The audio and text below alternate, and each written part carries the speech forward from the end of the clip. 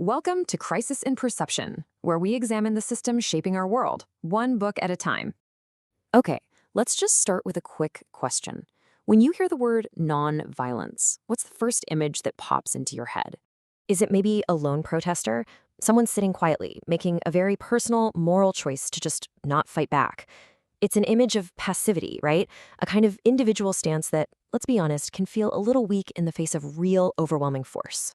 But what if that common picture we have is just completely off?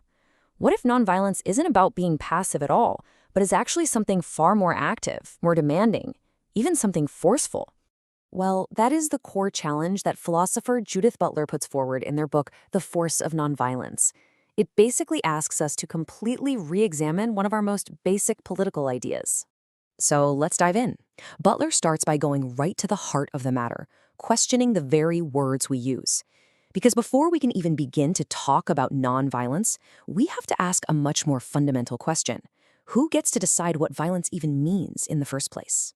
I mean, just think about it for a second.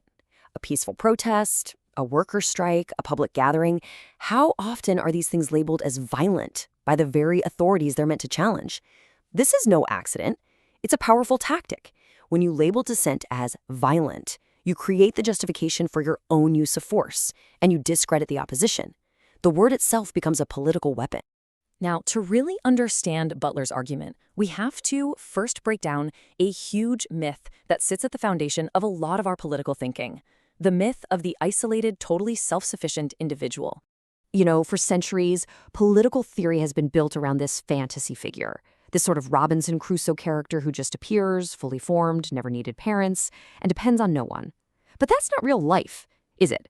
The truth is, we are all born into what Butler calls a state of radical dependency. And we stay dependent on other people, on infrastructure, on social systems, for our entire lives. And this leads us to a really core concept here: interdependency. Our lives are not separate, self-contained little projects. We are fundamentally, deeply, and unavoidably tangled up with one another. Our ability to survive and thrive depends on this huge web of connections we might not even see. So what does that mean? Well, here's the kicker. If you accept that we are all this deeply interconnected, then committing an act of violence against another person isn't just an external act. In a very real way, it becomes an act of violence against yourself, against the very social fabric that makes your own life possible. This idea that we're all fundamentally connected, well, it leads us to the book's most powerful and maybe its most difficult question. It's a question that forces us to look at the hidden hierarchies that really shape our world. Most people who believe in nonviolence will still make an exception for self-defense. It just seems like common sense. But Butler asks us to stop and look closer. When we say self-defense, whose self are we actually defending? Is it just me, my family, my country? Where exactly do we draw that line? And this brings us to the central idea in the whole book, grievability. It might sound like a clunky academic term, but the concept is actually pretty simple. Grievability is the quality that makes a life count as a life in the first place. It's that unspoken social understanding that a life is valuable, that its loss would be a tragedy, that it would be a life worth mourning. And here is the profound problem. Grievability is not distributed equally, not even close. Our world, Butler argues, operates on a hidden logic that says some lives are grievable, they are valued, protected, and their loss is mourned publicly. And then there are other lives that are treated as ungrievable, as disposable, their loss barely even registering. And this is so crucial to get, this unequal system of valuing lives isn't just unfortunate or unfair. Butler argues that this system is a primary, foundational form of violence. It's a violence that's happening all the time, long before any physical blow is ever landed. Okay, so once we see this underlying violence for what it is, it allows us to completely reimagine nonviolence. It's no longer just a personal choice, but a powerful, collective, political practice. So we're moving from that old, passive, individual idea of nonviolence to something else. Butler argues for what you might call an aggressive nonviolence. It's an active, collective struggle that fights back against the systems that make some lives ungrievable. It's a fight for a world built on the principle that every life should be equally grievable.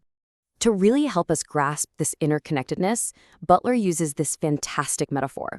We tend to think of our bodies as these sealed-off fortresses with hard boundaries. Butler asks us to instead see the body as a threshold, not a wall, but a doorway. It's a porous place of connection, constantly open to and being shaped by the world and by other people. Our bodies are living proof of our interdependency. And what's really important here is that this isn't some sentimental call for everybody to love each other. Butler is very clear. This is a political obligation.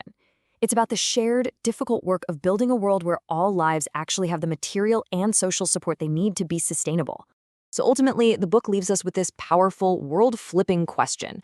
What if the true force of nonviolence isn't about refusing to fight, but about aggressively, persistently, and collectively fighting for a world where the answer to the question whose life matters is, finally and without exception, everyone's? For the full, long-form deep dive into this book and its ideas, follow the link in the description. If you enjoy these explainers, please subscribe and comment with books or topics you'd like us to explore next.